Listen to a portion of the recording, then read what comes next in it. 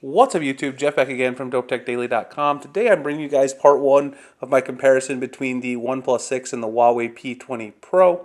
Now today I'm going to focus on 5 reasons to consider the OnePlus 6 over the P20 Pro.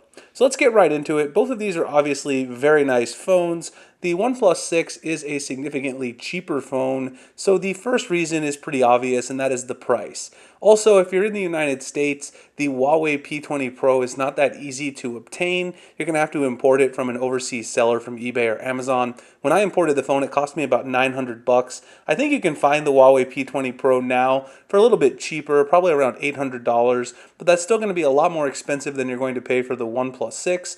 I got this model with 8 gigs of RAM and 128 gigs of storage for $579 plus tax, of course, but that's not really a bad deal at all. You're going to pay a couple hundred more for the P20 Pro. You get the same amount of storage in both of these devices. Now, the other thing is you get US support, so if you are in the US, you're going to get US support on the OnePlus 6. The Huawei P20 Pro, if you import it from an overseas seller, you're not going to get any of that support. So that's a pretty obvious one that really has nothing to do with the specs of the phones. The next thing is also a very easy one. If you're a person who likes to listen to wired headphones, you like to listen to your music, you're going to want to go with the OnePlus 6 because it does have a 3.5mm headphone jack, as you can see right there. The Huawei P20 Pro does not have a 3.5mm jack on the bottom, nor does it have a jack on the top. So if you want to get wired audio, and I know there's still a lot of people out there who are fans of wired audio, the OnePlus 6 is the way to go. Most manufacturers are doing away with a 3.5mm jack. OnePlus 6, Samsung, and LG are a couple of the ones that are still hanging on. The next thing is the alert slider, and I know this is going to seem like a very small thing to a lot of people out there, but the alert slider is actually a pretty awesome feature of the OnePlus 6. It lives right here on the side of the device now. They moved it to the other side of the phone. It's actually right above the power button, but not so close that you would accidentally press it. And what the alert slider actually allows you to do is you can slide this to change from vibrate, ring, and silent. So when I slide the little button, you'll see it pops up to vibrate, ring, and then I can go back the other way to switch between all of those options. Now this may not seem like a big deal, but if you're someone like me as a professor, I switch between silent, vibrate, and ring quite a bit when I'm at work. The alert slider is actually a very convenient hardware key, and it's nice to see a manufacturer come up with a hardware option that really doesn't intrude and actually improves the user experience. The Bigsby Button is an example of a hardware key that no one really wants, but Samsung keeps pushing. This is one that I really like. The next thing is charging. So both of these phones charge very, very quickly. The Huawei P20 Pro, though, is a little bit slower than the OnePlus 6, and that is due to the dash charging proprietary charging solution that OnePlus has implemented on their phones forever. Both of them charge via USB Type-C, but the OnePlus 6 does go from 0 to 100 about 10 to 15 minutes faster than the Huawei P20 Pro in my testing. I just got the OnePlus 6 in recently, so I was only able to test a couple of different times from 0 to 100, but it's about 10 to 15 minutes faster if you drain both of the devices. Now that's incredibly impressive. The one downside to that is that you do have to use the proprietary dash charger that's included in the package with your OnePlus 6. If you go back to a regular USB-C cable, the OnePlus 6 will be slower and the P20 Pro will be faster. So admittedly, that is a little bit of a double-edged sword. You're going to have to buy multiple dash chargers if you want to get the benefits. The final one, which is probably the biggest, and this is the why I left it for the end because I know I'm going to talk about it the most, is the software.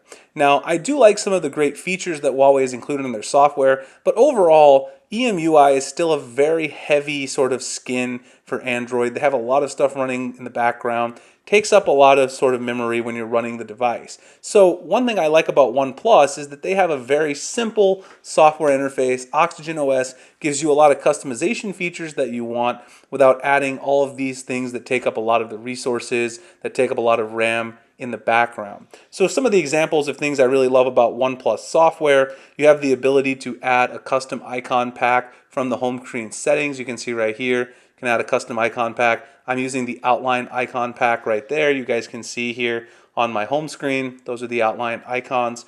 You can also now get the custom gestures. If you go into the settings, you can change to gesture support. If you go into buttons, navigation bar and gestures, And then here you can actually change from the fixed navigation bar to navigation gestures, which is what I'm using right now. You swipe up from the home screen to go home.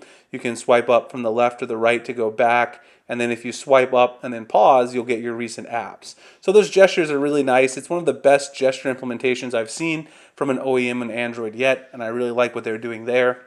In addition, you've got all these other great customization options they've had for a while. You've got a system-wide dark theme in the settings, which very few other manufacturers are doing at a fully customizable level. I will mention that Huawei does have a dark theme in their settings, but you can't customize as many things with the dark theme as you can on the OnePlus 6. OnePlus 6, you can change the accent color. For instance, you can see right there I have purple. And also their settings are just a lot cleaner in my opinion. If you look at the difference between the two, I think the OnePlus 6 has a lot cleaner icons, just a lot cleaner setup overall. So if you're a fan of minimalist software but still want a lot of really nice customization options, like being able to get customizable dark theme, the navigation gestures, all these other great things too that they've had for a while. They have a bunch of other gestures. You can draw various letters to open the camera, to open the flashlight, to open various things on the controls.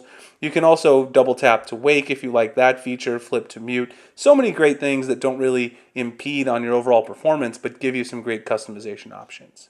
As a bonus reason, before we get out of here, one last thing I'll mention is if you prefer the rear fingerprint sensor, that's another reason to get the OnePlus 6 over the P20 Pro. The P20 Pro still has a front-facing fingerprint sensor, which is kind of strange. Most phones have went away from that. In addition to just having the sensor in your preferred location, another thing you get by having the sensor on the back is you don't have as big of a chin. You can see the Huawei P20 Pro has quite a bit bigger chin than the OnePlus 6 right there at the bottom. It's almost twice as big, and that's because of including that physical home button there for the fingerprint sensor. And on the back here, you can see the OnePlus 6 has a rounded pill shape right below the camera, very reminiscent of the Galaxy S9 and the S9 Plus. Anyways, guys, those are my reasons to pick the OnePlus 6 over the P20 Pro. Hope you guys enjoyed. Of course, I'll do a follow-up video talking about the reasons to get the P20 Pro over the OnePlus 6. Let me know of any other comparisons you guys want to see or any other videos I should make with the OnePlus 6 before the full review. Appreciate you guys checking it out. Find me at dopetechdaily.com, Google+, Instagram, and Twitter. The links in the description. Also find me writing over at gadgethacks.com where I write about Android. I appreciate you guys checking it out, and I'll see you in the next one. Thanks a lot for watching.